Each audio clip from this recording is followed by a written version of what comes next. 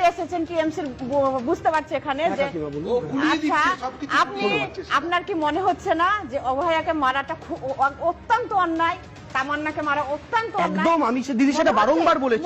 অন্যায় শুধু পাপ। এত গলা কেন ফাটাচ্ছেন, এত কেন গলাবাজি করছেন আপনি? কি বলেছি দিদি আমি? কি বলেছি? কি বলছেন? না দিদি ভুল করছেন। না একদম কিচ্ছু বলাইনি, আমি কিচ্ছু বলাইনি, আমি কিচ্ছু বলাইনি।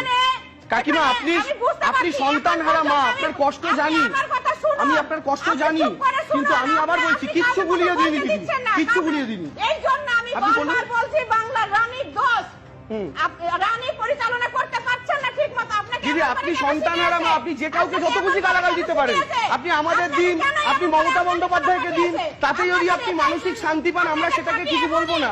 আপনি দিন, আপনি বলুন। আমি আবার বলছি আপনার মেয়ের যারা হত্যাকারী তারা শাস্তি পাবে, আমি আপনাদের বলছি তারা শাস্তি পাবে, আমি আপনাদের বলছি শাস্তি পাবে, আপনার মেয়ের অপরাধীরা শাস্তি পাবে, শাস্তি পাবে। পুলিশে বলছে, গ্রামের লোকে বলছে, সবাই বলছে।